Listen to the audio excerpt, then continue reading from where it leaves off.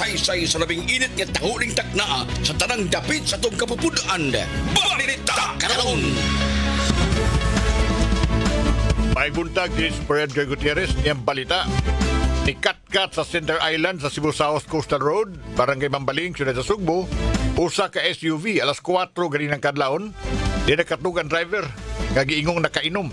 Ang mga SUV usa ka rent a car nga giabangan sa driver sa iyang pagbakasyon dinhi sa Sugbo, sanglit taga Manila man kini. Sa pagkaron ng mao nga lalaki nga driver wa pay ubang detalye ug impormasyon hinuon wa kini maangol o grabe ingon man wa sa maangol ang ubang mga motorista. Samtang laing aksidente sab nahitabo sa may National Provincial Highway sa Barangay Luia, lungsod sa Medellin, etong miaging gabi, namatay usa ka babaeng motorista. Subasa investigasyon, ang motorsiklo gimaniho sa kababaeng 20 anyos, adunay kapuyo ug lumulupyo sa Purok Sunflower, Lamintac Norte, lungsod sa Medellin. Samtang ang multicab driver usa ka 66 anyos nga lalaki lumulupyo sa Barangay Malingin, Dakbayan sa Bugo. Matod pa nga nadasmagan ang maong biktima sa dihang gingon nakatug ang driver sa multicab o gisugat niini ang motorista nga misangpot sa grabing pagkaangol ug pagkamatay niini. Sa pagkakaron gikustudiya na sa kapulisan ang multicab driver ug nagpaabot kini nga pasakaag tukmang kaso. Balita karon. Nagisi ang kilay sa saka 25 anyos nga lalaki nga construction worker sa gisumbag sa kauban sa trabaho niini sa usa ka construction site sa Barangay Kugon Ramos, Siyudad sa Sugbo, karong buntag. Nasuko o giingong nasuko ang nanumbag sa biktima nganong mas dako ang iyang baso sa kape. Itandi sa gipanag-iya sa nanumbag. Matod pa nga nag-abot sila sa kantin o sigon sa biktima giingnan siya sa iyang kauban sa trabaho nga dako iyang baso o gihulagway siya nga bintahuso o hinangol daang komedya. Nitubag ang biktima nga kanang imuha ang gamay o minunggol mana apan kalit ng hagad ug sumbagay ang mga suspect. Tungod niini nasuko ang kauban sa trabaho bisangpot sa pagpanumbag ug gitabangan sab ang biktima sa uban nilang tulo ka kauban sa trabaho mao nahayang kini og nagisi iyang kilay. Dugang pas biktima nga pirmi silang magkakomedyahay ug magbugal-bugal sa mga suspect pankaron lang kini kalit nga nasuko. Sa pagkaroon, desidido mupasakag kaso ang mga biktima sa mga suspect ingon man pabayron sa mga tambal sa iyang samad ug uban pa. Sa dinagpablatter siya sa Barangay Hall sa Kugon Ramos karong buntag ug i-turn over sab kini ngadto sa kapulisan. Balita karon. Usa ka high-value individual na sikop uman magpahigayo bypass operation ng Waterfront Police Station 3, Cebu City Police Office pasado alas 10 kagabi sa sitio Silangan 2, Barangay Tejero, Dakbayan sa Sugbo. Sumasa investigasyon ang usa ka high-value individual na ila nga usa ka alias Titing, 56 anyos byudo ug nagpuyo sa mga lugar. Ang suspitsado nakuhaan og 1,700 o 1,175 gramos nga shabu, balor og 7.9 milyones pesos. Matod pa nga mga suspect may tinubdan o pusher sa Dakbayan sa Sugbo, sama sa Barangay Tejero, Careta, San Roque, Mambaling ug Dulho Fatima ingon man sa Cebu Province. Gawas ini pila sa mga lugar sama sa Dakbayan sa Lisay, Mandawi ug Lapu-Lapu ang area sa mga suspitsado.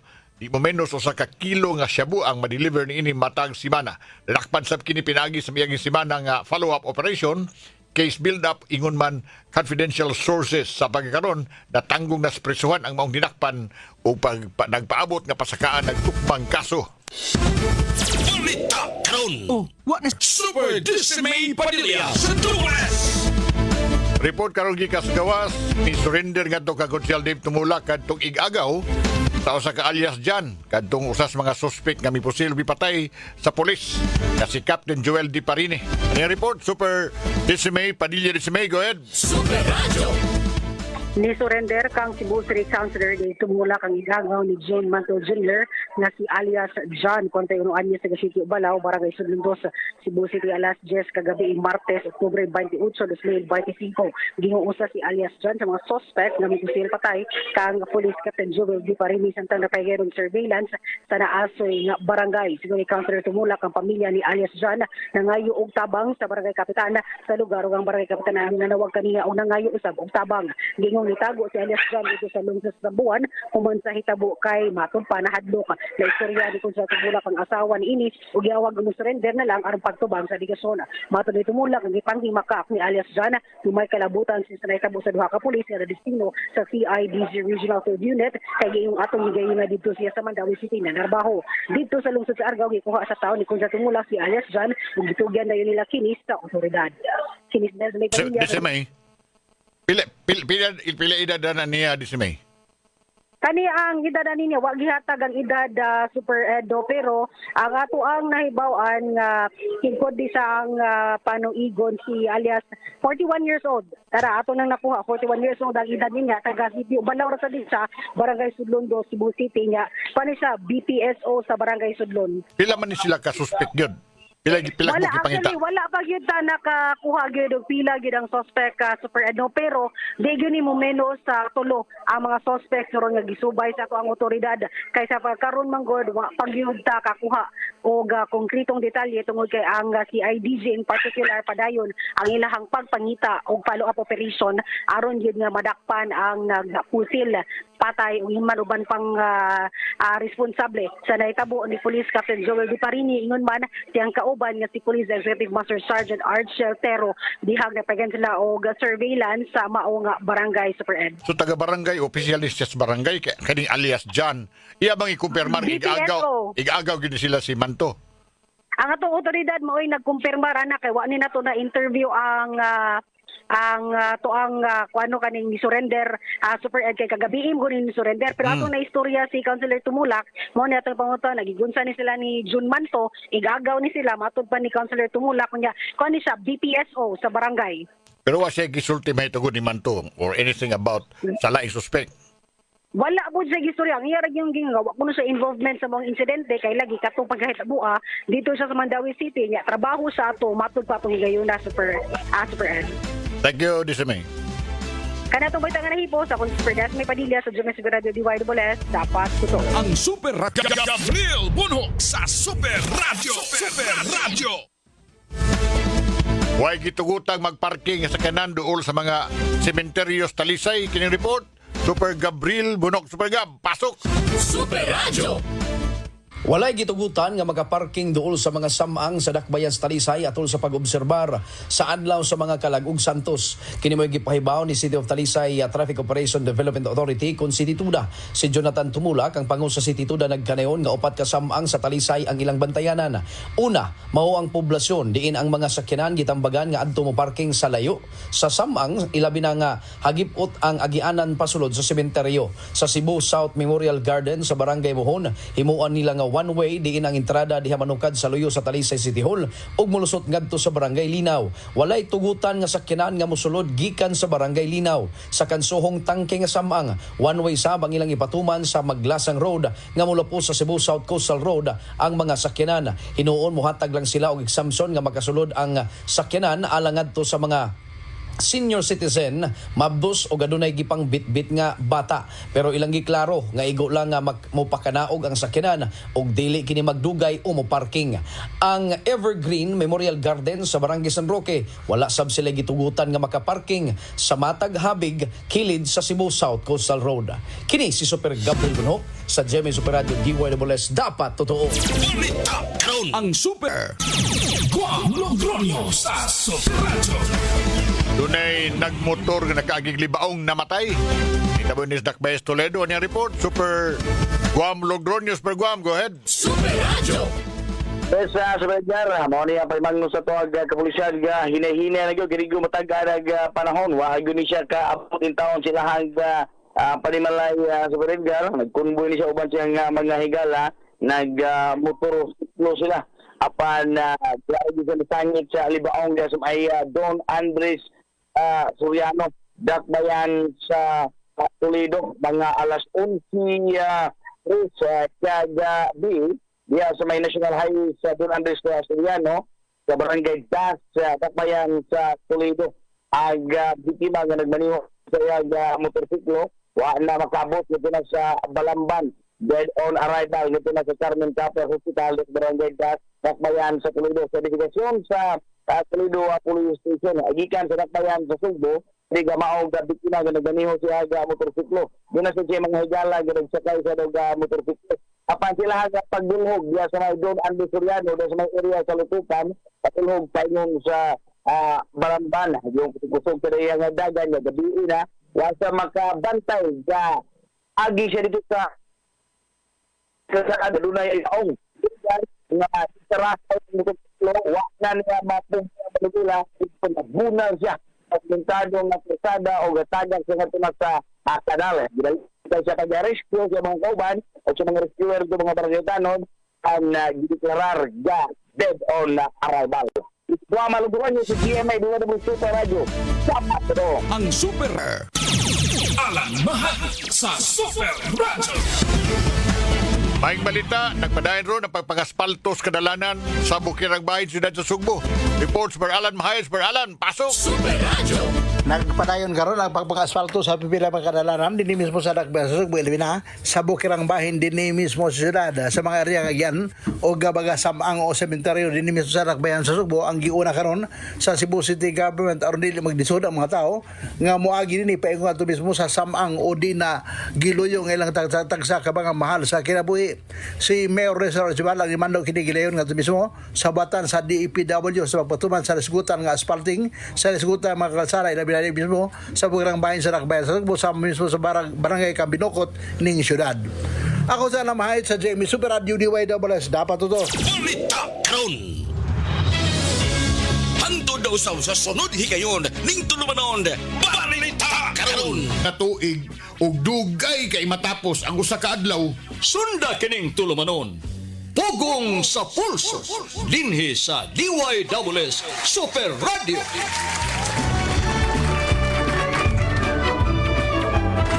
Merry Christmas na itong tanan. Kumusta mo? Kumusta pa niyo ito diha? Mga mare, hapit na matapos ng Oktubre. Baby Yui, may buntag. Merry Christmas. Yes, good morning, the dead. Pala na lang ka-days. November na. Nagkadool na ang Christmas. Merry Christmas sa itong engineer din ni Baby Julius Malinaw, sa itong PA Baby Jones, Kevin Calagar. Duta ng imong headphone. Pag na. Nindot kayo, no? With design ba? Yung na palit. Premium ni. Hoy, ingon kong hapit na matapos ang October ng Pasko, pero samtang nagpadung tas katapusan sa October, tigalibiyaan sab nato ang buwan nga baka pahinumdum nato sa trahedya. Naitabugod pagsugod gyud sa buwan sa October mao to nahitabong linog sa gabi sa September 30, di ba? Nya nagsunod ang mga kuan, mga pagtayog hangtod gani karon do na may mga gamayng kuan kanang pag-uyog sa yuta dinhi sa ato. Ug nga nag-apektar to di las mga lumulupyo, mga yanong mga tao, hastas ba negosyo, Baby Yui? Oo na. Kani reklamo ng daghan kayong mga tourist-oriented nga mga facilities na to, mga kuan pananglit, mga hotel pananglit. Ang ilang ikadlukan, mga minilyon ang ilang mawagtangan. Uy. O ilang mawagtang. Oo na. Ang perwisyon sa atong kita sa mga hotel nga mura nagkaminos ang pag-abot sa mga turista. Tourism na to nga industry. Nakugay nagkita unta kini nga atong tourism pero sa man ron. Nga nang hadlok, pasod hadlok gali mga turista nang hadlok mga ita. Bisag diri mga lokal. Oh. So ang mga resort, ang mga hotel, lisang sila kay mawagtangag minilyon nga kantidad sa ilang kita ununta lost business gumikan sa linog gani sultiron sa presidente ini grupo sa mga hotel. Cancellations are across segments para sa group ug individual bookings. Minilyon kini nga balor sa lost business. Makarubuntaga mangutana ta BBU. Oo na, pulsuhin ninyo makabot sa unsaong pagdani sa mga turista balik sa Sugbo human sa pagtayog sa linog. May pagi. Nga makapalik pa untang mga turista diri. Ana, dati mga gipang pangutana dadi ed. Ato paminaon dayon ang isulti sa tubag kapuso. Good morning, Gadiel. Morning, dayon. Paminaw ng pulso sa atong mga kapuso. Paminaw. Oh. Para na po, no, siyempre, ang pagpadani sa turista, no, para maingganyo pagbalik bisan sa nangaging mga linog. Imo jud tarong convince nga may nga place, dagan nga lugar nga pwede kasuruyan, like mga beaches o mga nindot nga tourist spots. So, ang importante na isang dani o pag-convince lagi sa mga turista. Kanara. Lisod kaayo ibalik kung ako po nung dayo gikan sa laing country kay maglisod pa ko balik po diri sa Cebu kay tungod sa mga ongoing aftershocks and at the same time wala pa po na balik ang kanang mga structures diri sa Cebu. So lisod kaayo.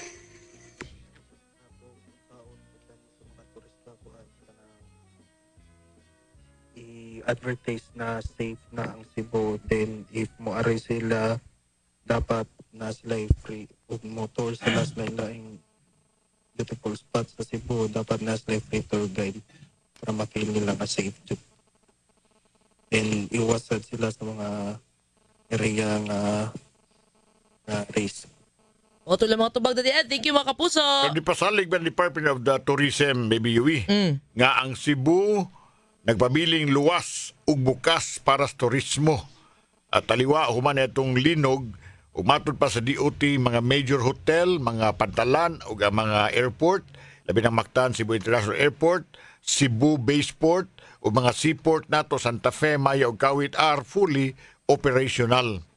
Unya mga hotel, ganlan ni mga dagko mga hotel din sa ato, mangiligan din ito mga hotel, no? 5-star, 4 Wa stars. may gi-report aning mga structural damage, nagpabilin sila nga fully operational. Unya ang ubang mga hotel nga nag-report kanon sila minor damages, naka-resume na sab silang normal operation. Pero tingali ang pagkubinsir sa mga tao mo ako problema, no? Nga mobalik pala din nga ang uban ka doon may mobalik din aron mutan og perdisyon sa linog nga unsa tabo sa bugo uban pang mga lugar. Ang uban ni tabang na died. Mani para Sila tabang. Joy mismo ni Adto. Nala. So kamo dia unsay ikasulti niyo dura mo paagi nga atong madanig balik nga mainit ang ilang kuan bitaw mabalik ang excitement bitaw nila ug ilang interes nga mutan-aw sa atong mga nakalain din nga tourism oriented nga mga kahimanan o facilities. Nala, alas 11:22 na. Sa pulso, dinhi sa DYWS Super Radio. Nindot yung punto ni Biling Kahis diriya sa chat niya, ingon siya, usas paagi pagdani ani motorista, mao nga pagpabarato sa tanan palaliton para sa mga turista. May gudi sa balaod sa law of supply and demand. So sa Manila to ikon. Dito papasod ang law of supply and demand. Kana bang tinod? Kining mga tourist facilities nato, tourist-oriented establishments, pag-una-una narodaan, hay may maayo. Imong patasaan gyapon the same rate imong hotel. Kada na sa mga promo ron na died. Oo. Kita ko dagang kim sa social media. Mga zero, mga zero balance na ni. Kanang mga panaparehasin mo ba? Promo, may nana ba? Oo. Sale nila, ana. So kaning mga hotel ka, no? Ikaw, personally. Ikaw, pero may man jud ka, sige check in hotel mo, kada simana man jud ka. Tarong chicken hotel eh. With your family ba? Ibaw kahadukan kay kuana kanang matag-as nga mga building di kumtog diha. Pantog ra na gani kay premium Mga hadlok kay kumtog diha. Suki car gatong dito sa Ay linog, way linog. sa 5-star hotel na died. Ay lang ta na died. Ay lang dai. Ang ako, VIP? musaka ko aning tag-as kayo, ma-high rise. Oo. Kinahanglan ako'y bayaran. VIP ba? Ako'y bayaran, dili ko'y bayad. Kay grabe, kulba ka na di ay. Mao na. Hala, alas 11:26. Panghuna-huna! Panghuna-huna! Panghuna-huna! Hangtod karon nagpabilin ang kakulba sa katawhan, hindi matagna nga pagliyok sa yuta o pagtuya sa mga building. Nga dako kayong pag-apiktar karon sa industriya sa hotel. Pangutana, mabalik pa ba ang pagsalig sa mga turista nga moistar ning mga tag-as nga gambalay, taliwa ning hulga sa linog? Alang sa mga optimist, mabalik ra ang pagsalig sa mga turista nga moistar ning maong mga gambalay. Provided nga dunay pagahimuon nga strategic nga kombinasyon sa pagpasalig pagbalik sa katawhan, inabagan sa kahanas sa marketing ug uban pa nga mga faktor. Tingali ma-reassure ang mga dumuduong sa kaluwasan apan kinahanglan sab nga transparent ang tanan pagsulti sa tinuod nga na inspeksyon na gyud kining mga building na katuman sa mga national safety standard ug makapakitag tinuod nga prueba mga video ba o mga hulagway ug uban pa nga nakapa dason kalabot sa kaluwas na gikan niining mga linog kining mga disenyo sa ilang mga building. Sa bubong nga pagkasulti trabaho kini sa gobyerno, trabaho nila nining mga negosyante ang pag-overtime sa paggamit sa ngilngig sa ilang mga estratehiya sa marketing aron sa ingon mapiug kining mga paglihok sa balaod sa kinaiyahan. Panghuna-huna! Panghuna-huna! Panghuna-huna! Lihok na nga tuntiyan kay alas 12 na. Bibiyuim, namilitas ng mga puso. Dahil salamat pagkapuso, baby. Yes, love vista, baby. Huwag manasabta, alas 10:30 gyapon sa Pugong sa Pulso. Namat, may buntag na itong tanang. Pugong sa pulso. Dinhi sa DYWS Super Radio.